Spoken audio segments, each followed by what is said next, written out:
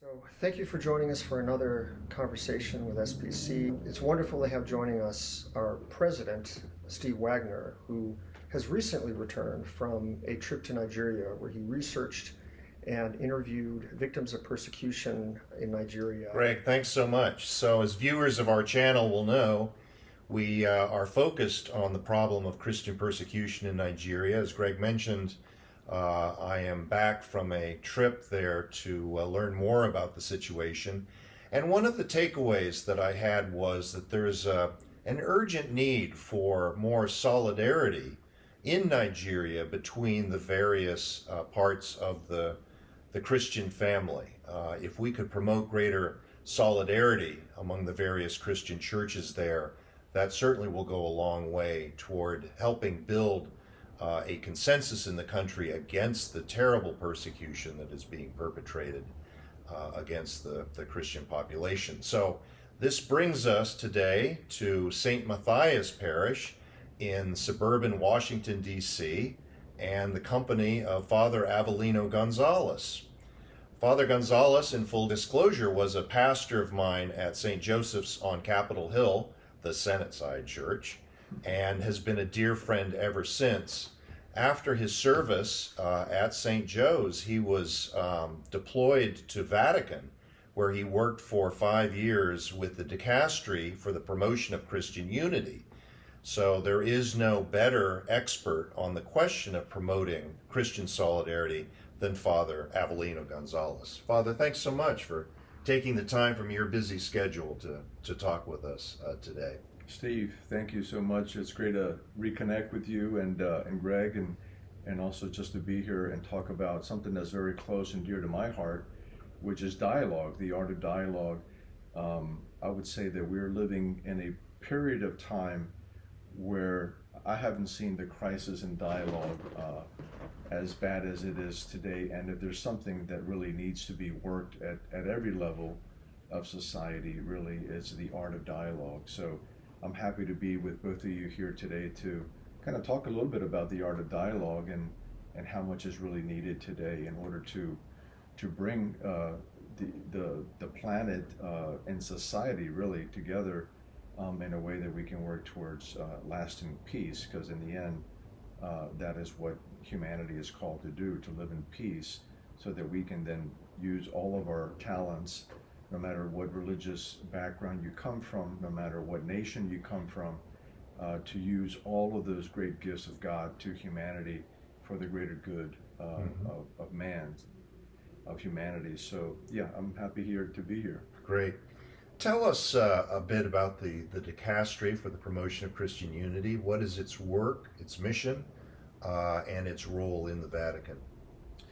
The dicastery was formed after the Second Vatican Council, which, as you probably know, had a very profound ecumenical footprint, and also interreligious. So actually, we're coming upon the 60th anniversary of Nostra Aetate, which is a document, a very short document, perhaps the shortest of the Second Vatican Council's documents on the relationship between the Catholic Church and non-Christian religions. It was somewhat revolutionary in that it addressed that topic, but it's a foundational vision of the Catholic Church of how to engage the non-Christian religions. There is another document, of course, that's specifically on inter-Christian dialogue, like what we call ecumenical dialogue. But the dicastery's mission was to promote inter-Christian dialogue among the Christian denominations of the world, and they generally are divided into two sections. One is the Orthodox world, and one is, say, Western Christianity, so mainly Protestant, but beyond that, Pentecostal, evangelical. And then, which is very interesting, is an anomaly of history within the dicastery for the promotion of Christian unity is the relation with the Jews, the Catholic Church's relationship with the Jews. That's not in the interreligious dicastery, but is within the dicastery of Christian unity. Some people call it divine providence, just because of the closeness. As a prefect, Cardinal Kurt Koch, who I had the privilege of working under for 5 years, he would always say that, our relationship with the Jews is intrinsic as opposed to extrinsic. And that's probably why it is in the dicastery, or divine providence allowed it to be such. So that's really the work of the dicastery on an international level. Of course, these dialogues operate on an international, which is on the Vatican level. They operate on a national level, and then also on a diocesan or local level. So for that particular dicastery, it's always promoting basically theological discussions within the Christian fold, with those two vast areas of Christianity. One thing that I think is fascinating about what you described is it's sort of a counterintuitive, that at a time when Christians overall are being persecuted all over the world, including in the West, including in the United States, with issues that people of Christian faith are having in the United Kingdom, in Europe, and so on. And of course, in places like Nigeria and China, that at a time when there's a lot of interdenominational dialogue occurring at the local level because of the fact of the shared challenges that Christians are facing, that there is a problem in dialogue still, that sometimes it's worse. And so I'm curious about that, because when Vatican II happened, of course, that was a time when there was much less dialogue between the Protestant faiths, for example, the Reformed churches and the Catholic Church. Much greater hostility, I would say, that was overt. And now there's a lot more cooperation. And so I was wondering if you could place this in a perspective of what has changed, outside of what the Vatican and what the Catholic Church is facing, in terms of what Christians are facing. And just as a side note, in Nigeria, one of the things we know is not happening that needs to happen is inter-Christian denomination dialogue and cooperation. Right now, there's a challenge there in that regard, and hence we have been aware of this as a specific problem in Nigeria. Your initial question about how is it that we, 60 years out from the Second Vatican Council, which began the Catholic Church's involvement really in inter-Christian or ecumenical dialogue, there were some avenues and some dialogue groups that were in dialogue before the Second Vatican Council, but really it's after the Second Vatican Council that the Church entered wholeheartedly and enthusiastically in ecumenical and also interreligious dialogue. And what has been accomplished in the last 60 years is nothing short than miraculous, because there was a time, as you're kind of alluding to, where you wouldn't cross a Lutheran church if you were Catholic, or if you were Lutheran, you wouldn't cross in front of a Catholic church. There was that animosity, and always animosity is the product of ignorance about the other. And we see this in our own personal experience. When you don't know somebody, you don't know their families, you don't know their family history, that's somebody that's out there that's very strange to you. Perhaps even if there's a fear there, and it's only through engagement, it's only through dialogue that you're able to engage another human being, and that dialogue humanizes the other person. They stop being that other person out there, and then basically your friend. You realize that they're concerned about their children just as much as you are. You realize that they're concerned about their future just like you are. And that is the great product of engaging in dialogue, and why the Catholic Church always is going to be a champion of dialogue.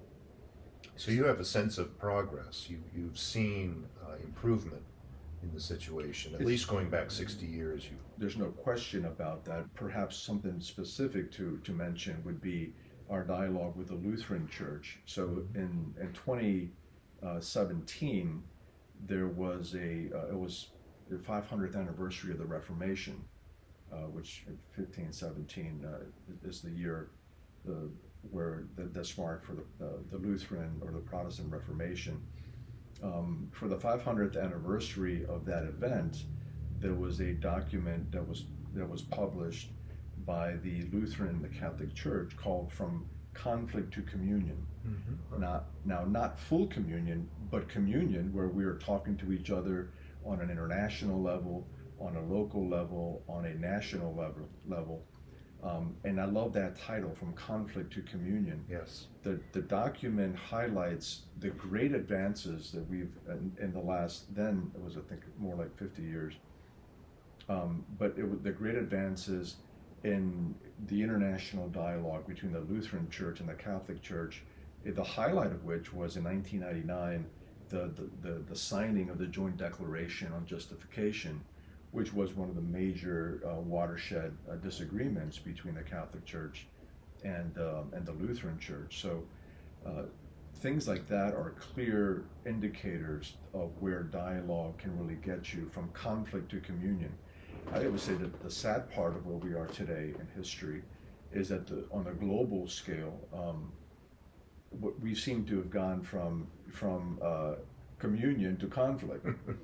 And while the churches have gotten their act together, so to speak, to the point where they're not in conflict because of interreligious dynamics and ignorance and history, while the churches have gone from conflict to communion, the political world, if you will, has gone from communion, not full communion. There's always been conflict, but you hear the famous story where Ronald Reagan and Tip O'Neill, after a day of combative politics, would after hours get together for a beer. Those days are tragically over, and that means that there's no center anymore. And if there's no center, that means that there's no dialogue. And if there's no dialogue, what you have left is basically war. This is true for families that don't talk to each other because they are perhaps politically on two sides of the fence. And that is a tragic development in history in the United States, where we're, in a particular way, living through this a very tragic crisis of dialogue, even among the families. So this is something that it's an anomaly, really, or sort of ironic, that as the religious community and the international religious community have kind of opened up to dialogue, on a political level, we're kind of closing ourselves to that. One of the things that I think is striking about what you're talking about is something a theme that we've explored here in our conversations with a number of guests, which is how what happens in the United States, what happens to us here, is often a mirror and reflection of what's happening in places of more serious, violent conflict. What we saw, for example, in the work we did in Iraq and Syria and in Lebanon, because we were dealing with the refugees from the ISIS attacks that had been happening against Christians and other folks in that part of the world, is that the closer we got to that part of the world, the closer we saw pastoral engagement between the different churches. As you know, in the Middle East, there are Orthodox churches that go back to the times of the Apostles, and Catholic churches. Melkite Catholic, Melkite Orthodox, Greek Catholic, you often find parallels. And as we know, that the Orthodox Catholic dialogue is, for example, Pope John Paul II was deeply engaged in, but it's still a challenge. And yet we saw on the ground, dealing with this horrible challenge that these communities were facing, including utter destruction of their churches and mass exodus and then return to areas that they were living, is cooperation on the ground that was surprising. The other thing that was striking was the extent to which, for example, evangelical charities, who don't really have, there are no evangelicals of note that were in Iraq when all that started, and yet they were there, engaging, doing very, very useful work in terms of helping communities. And so, there's this whole pastoral aspect dealing with the challenges, but also how we in the West, in America and Europe and so on, should care about what's happening in among these other Christian communities, and how interdenominational dialogue, I think, is a critical part of that. I think the United States in particular has a leadership role in the world, whether they like it or not, just because it's considered to be, a superpower, obviously, and a projection of a democratic superpower. So there is an effect of what's going to happen in the world in relation to what the U.S. is living.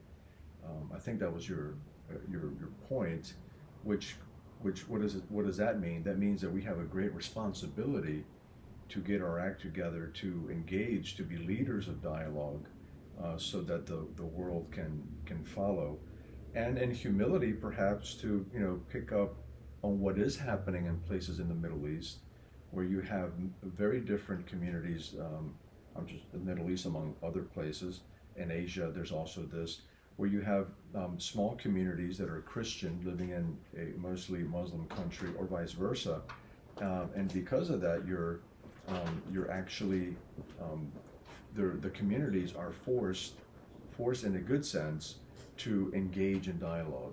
So we can learn a lot about of how to engage this and how to do this by looking at what's happening in areas in the world that are, they don't have any choice but to engage in dialogue, just to live in peace without constant conflict. So there's a humility that we need to learn. If I can just kind of tell a story here, under the Clinton administration, the State Department realized that there was a big problem with the Foreign Service officers that were being trained in the State Department. They had no clue whatsoever about religious sensitivities or knowledge. And so the United States was sending Foreign Service officers across the world with no religious sensibilities at all. And it was Secretary of State Madeleine Albright that decided that needed to end.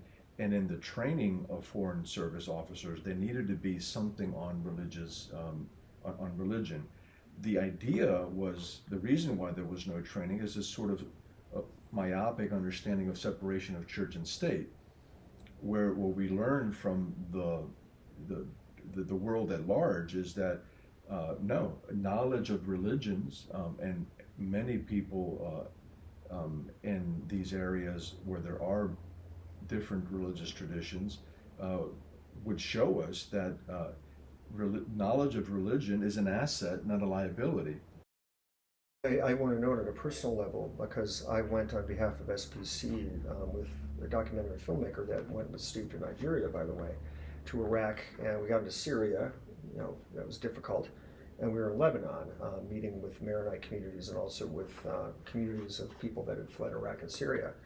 And I know personally, seeing the faith that was presented in the lives of the people in these IDP camps or in refugee camps, and the interdenominational richness, which really, we were involved in this because we care about what's happening there. But I think the extent to which we were personally enriched in our faith and in our understanding by engaging in this mission is quite a powerful thing. And I think for our viewers, that engaging in what we're working on it's personally enriching and personally spiritually engaging in ways that you will be surprised at the extent to which it is. How the interdenominational, I'm calling it interdenominational, but I know there's a different term used for the Vatican.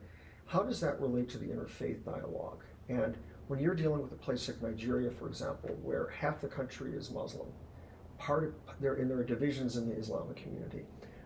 Among Christians, 1/3 are Anglican, Church of England descent. Not surprising, given it was an English colony at one point, British colony. A third is Catholic, and a third is Reform or Evangelical or Protestant. Not non-denominational. They often are much more organized communities than typically is the case here. It's such a complex tapestry, and I'm curious, from your perspective, having worked on these issues, how does it all come together? How can we make it better in these very complex tapestry of faiths? That's a great question, and it's probably helpful to realize that the nature of the ecumenical dialogue is different than the nature of interreligious dialogue. The goal is different, and that's really an important distinction. So the goal, at least from the Catholic point of view, the goal of ecumenical dialogue is full visible communion. We hope and pray, and this is something that the prefect would always say, Jesus prayed for unity. He didn't command it because it's a very difficult thing. So the first step in any dialogue is to pray. So pray for greater unity. It's part of the ecumenical task, if you will, and part of that is spiritual ecumenism and so forth. So the goal of ecumenical or inter-Christian dialogue is always full visible communion, and that's why all these theological debates, not debates, but conversations, I would say, how they're so helpful. I found in my own engagement with the ecumenical movement that I learned my faith even deeper, because you're making fine distinctions between what, say, the Catholics believe and what the Orthodox believe. And my goodness, there's no better way to know your faith better than to make those incredibly fine distinctions. The goal of interreligious dialogue is not full visible communion, but rather mutual working together to resolve the greatest issues of our time and to work towards the common good and peace. This is an intuition that Pope Francis had when he went to Abu Dhabi and spoke about the Abrahamic religions, something that could bring religions together, at least the Muslims, the Christians, and the Jewish traditions, is the ethical dimension, which is grounded in natural law. I think there's a incredibly important work to be done in bringing, say, the Abrahamic religions together, and then more, to address the runaway technology that we have today. So everybody's talking about AI today. Mm-hmm. It's probably one of the greatest challenges to humanity since the Industrial Revolution. That's what Pope Leo XIV has said. He's compared it to that. So here we are as a human community, confronting one of the greatest challenges to the future of humanity, society, which is artificial intelligence. And there's no united voice from the religious community of how to engage that from a ethical, moral, and I would say a faith and reason, which includes natural law. When we talk about it in terms of world problems, it's an interesting point that technology can divide, it also can unify, and AI especially, because it's all about language and words and processing thoughts, understanding how we think and how we decide. And I guess if you could give us a window in how you think we might approach that, both as people of faith, how should the church approach it, but also from the standpoint of interfaith cooperation, how do we approach it? Yeah, another great question. I would say that at least from what is the role in the church in this whole thing, that's something that I've been thinking a lot about. And even though there are aspects of the church that can engage on the scientific side of it, I think the role for a religious community is to point to the pastoral side of it. The first question that I think the church has to bring to the table is defining the terms. Because there is a definition for intelligence, and if we're not talking about the same thing, then that's going to be sort of a non-starter in order to resolve a problem. There's a lot of confusion on what intelligence is, and the church, of course, understands from a philosophical and theological position.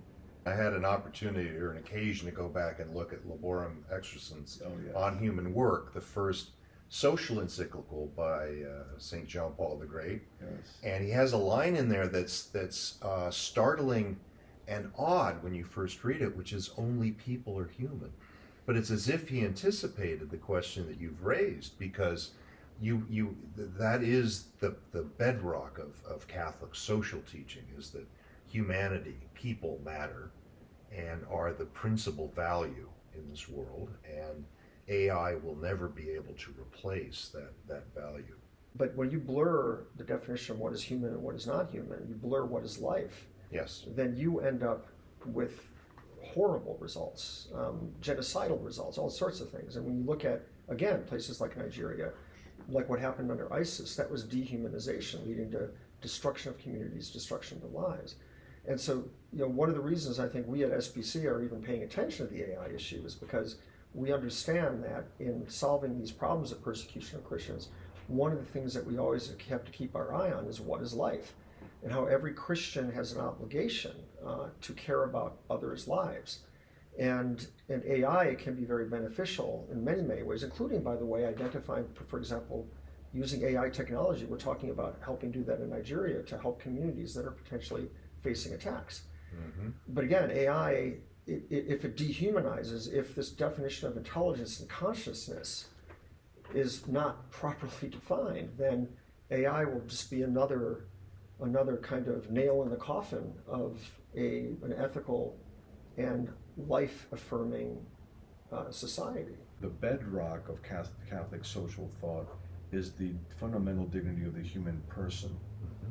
That's key, because when you eliminate the human person out of the equation, you're only looking at what a person can produce. That was what John Paul II was always trying to get us to see. And this goes back to any genocide at any given time of history. It's always a depersonalization, a dehumanization of a person, where they're no longer human, they are no longer a person, they're no longer part of a family. There's just someone who has a value of product or lack thereof, or is a threat, and therefore you can do to that person anything that you want. And that brings us full circle back to the situation in Nigeria, because I think you have just identified the root element of the persecution of Christians. The perpetrators of that persecution, the jihadists, do not consider the Christians to be fully human. And that is, as you said, allowing a lot of this violence to occur. Yeah, You said, you told me when you were working at the dicastery, one of your jobs was to review the work of the diocese, and you said in your opening remarks that the work of the dicastery is hierarchical. You have certain responsibilities that occur at Vatican, but also responsibilities occurring in the individual diocese. Maybe tell us a little bit about what you read coming from the diocese on how they would pursue the goal of Christian unity. Yeah, so one of the advantages of being in that office, where you kind of get a global perspective, but also, we're responsible for certain countries, that is to say, to know well the in my case, the ecumenical footprint, if you will, of the United States, which is part of my responsibility. It's very interesting to see how ecumenical dialogue is working really good in some areas where there's, say, Catholics are a minority, in the Bible Belt areas, for example. And so whenever you're a minority, you're more motivated to engage in dialogue, because you need friends. You need to work together to resolve basic problems in a state of emergency or whatever.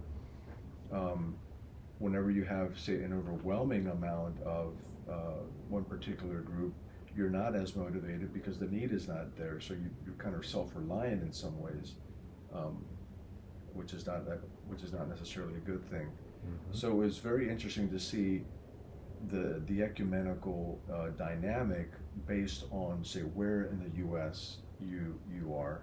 The motif for the ecumenical movement early on was that faith unites us and work disunites us, or is a challenge. Why? Because the local work in the local church area, where people were proselytizing and working against each other. Today, that has really flipped. The motif is that we're really working well together in providing for the poor, and those areas. The proselytism has not gone away completely, but is less than of a problem than what it was. But what now is becoming an issue is faith. We're not in agreement with fundamentals of the faith within, say, certain circles. So that's an inversion or a flip of what's happened, and it's a challenge. It's an incredible challenge because of just development, part of which is secularization, part of which is the lack of the more focus, I would say, on social justice as opposed to theological issues. The idea being that, hey, let's not talk about so much about the afterlife. There's problems here now on this side of eternity that we need to resolve. So let's get to work on that. It's not either. In my mind, it's not either or, but both and. And I think things have suffered because of a too much of a focus on on the say social justice, political agendas, and so forth. So I think there's a great challenge for the ecumenical movement there that needs to be taken by a new generation and really addressed. I would say too that a great challenge, and this has always been the case for the ecumenical movement, that the ecumenical movement operates sort of like an ecumenical bubble. Everybody within the movement talks to each other, but they don't get out of that bubble. And so it's sort of like, you're kind of like in an echo chamber. What I'm interested in is to teach people outside of the ecumenical movement, families, how you talk to each other. There's a method which the church has really developed keenly in the last 60 years. There's a beautiful method to the art of dialogue, and we're not teaching that to anybody, and it's tragic. That's a great point. I was going to ask, do we have advice to offer the church in Nigeria? Is there a methodology that has emerged in this dialogue, and can we pass it on to our brothers and sisters in Nigeria? You've begun to answer exactly that question. There is a method, it's a beautiful method, and some of these resources are in the Vatican website for the dicastery for promoting Christian unity. So I recommend for anybody to really go to the dicastery's website. There's a whole library of documents, but some in particular guidelines for ecumenical dialogue. But there's 3 basic steps to effective dialogue that we've learned through the years, and that is you reread history together. You then, and this is now an ecumenical, not interreligious, but in an ecumenical world, then after rereading history together, because everybody has a different perspective on what happened, right? After rereading history together, everybody, both people kind of share what their understanding of the history is. Then there's a deepening of that history on a theological level. So there's a theological deepening of that history and of the underlying context of that history. What were the underlying theological context, and what was happening, and what were the issues. That's sort of the second phase of ecumenical dialogue. And then there's the third phase is the healing of memories.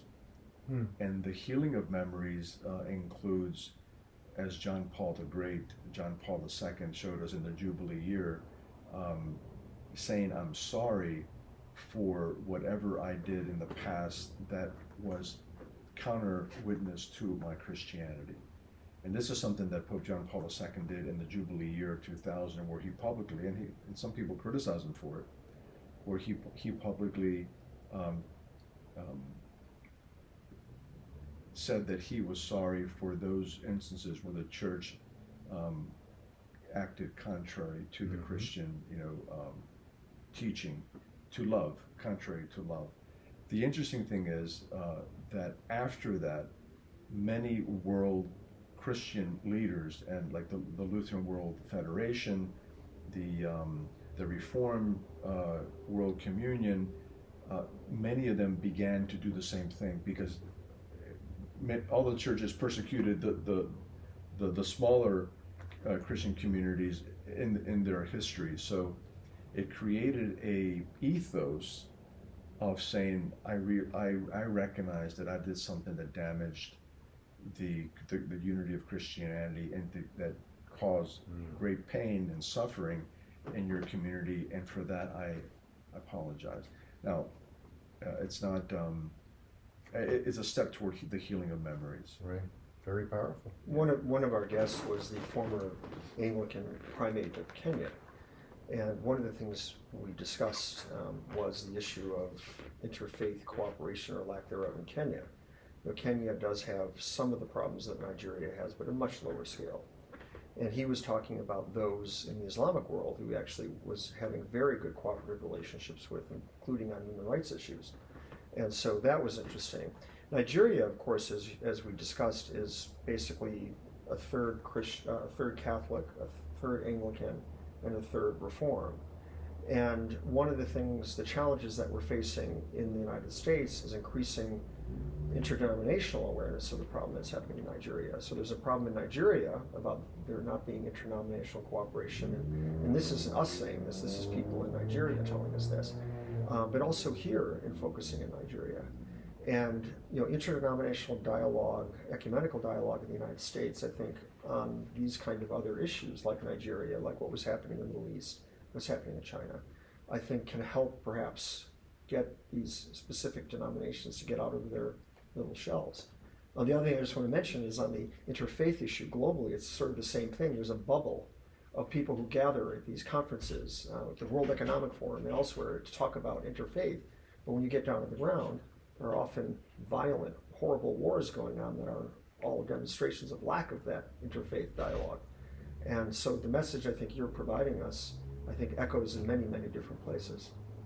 We have this really fascinating element of theology in our faith, which is the mystical body of Christ. Yes. Very obscure, but also very important. You mentioned, of course, the Catholic Church recognizes baptism in other Christian faiths, and it is on the basis of our common baptism that one can argue we have inevitably a connection with our brothers and sisters in the faith in other places of the world. It is a way that connects us as Christians sitting in Washington, D.C. with Christian brothers and sisters in Nigeria. I can also see how that would be a very strong basis for your ecumenical project. We are one because of baptism. Do you want to elaborate at all on that? That's been one of the, I think, most important principles of the ecumenical movement is the unity through baptism. We may not be one in full communion with the Eucharist, sharing the Eucharist, but we are in communion already through baptism, assuming you're baptized in the Trinitarian formula, and that in itself is a glue. Talking about the mystical body, that in itself is a unity, a bond of unity through baptism. It's a supernatural gift from the Holy Spirit that allows us to live a level of unity, which is very real. Yeah, it's fascinating. Well, among your other accomplishments while you were in Rome, you got a doctorate from the Angelicum? Yes. Very nice. Thank you. The Dominicans taught you very well, and so are you properly addressed as Dr. Father or Father Doctor? Well, I like just Father, but there's Reverend Doctor is what some people would. Reverend Doctor. Reverend Doctor is Very what good. some people would. Well, you're also known as an author. I know you wrote a book on Leibniz, and maybe you could quickly give a Yes. plug, because I think people should know about this important work of theology. Thank you for that opportunity. Yeah, I just published basically in a book called Leibniz on the Nature of the Church. It's basically the product of my doctoral dissertation and doctoral work, which was published about a month ago. And basically, sort of Gottfried Wilhelm Leibniz, considered to be the last multidisciplinary genius who discovered differential calculus as a hobby, really. He wasn't even a mathematician, unlike Sir Isaac Newton, who was a teacher of mathematics. Leibniz was not, he was a philosopher and a lawyer, and he picked up math on the side, and in his work in math discovered differential calculus. This genius of geniuses, who, by the way, also developed what's behind all of computer language today, which is arithmetic with ones and zeros, what we call perhaps the building blocks of Boolean algebra, was also thanks to Leibniz. It was a beautiful adventure to enter into a world that's vast, and my task was to kind of go through a library of work that he did in order to extract what he wrote on the nature of the church. Now, he spent most of his life trying to get the churches together in ecumenical and for Christian unity. So he wrote a lot about that, the mystical body, his understanding of the unity and multiplicity of the church. And what's really fascinating is that a lot of the language that he's using, we're talking, most of his life was in the 17th century. He died in 1716. But a lot of his concepts were brought to fruition during the Second Vatican Council and a lot of the ecumenical and even interreligious ideas that he had. And the beautiful thing about Leibniz is that he lived the art of dialogue. He was given early on, being a genius, he was given the opportunity to teach at the University of Leipzig, but he said, no, I want to go out and engage the world. And most of what he learned was through engaging the savants of the world at the time, the greatest minds, and that's engagement and dialogue is how he basically educated himself. And so it's a beautiful life of engagement, of dialogue, and just openness to everyone. Well, I am already looking forward to reading it, and you did not ask me to do this, but I do want to say, is it available on Amazon? It is. Very good. It's slightly expensive. If you go on Amazon, it's going to be more expensive. If you go to the publisher Bloomsbury, you'll get it at a lower price. Very good. Thank you. Title again? Leibniz on the Nature of the Church. When I should mention to our viewers that Father Avelino has a math and engineering background, so when he talks about the math and the science, he knows of what he speaks. And with that, I wanted to thank you, Steve, for joining us again. As our president, you are important in directing and leading us in incredible hard work that needs to be done. Father Avelino, thank you for joining us, and also thank you for the advice you've been giving on other work that we're doing. You've been already so helpful to us. And welcome back from Rome. We're benefiting. Rome's lost, but our gain. Thank you so much. With that, I want to thank everyone for joining us on another conversation. And please do support us if you can. You can see on our website ways of doing that. And look forward to our next conversation. Again, thank you for joining us.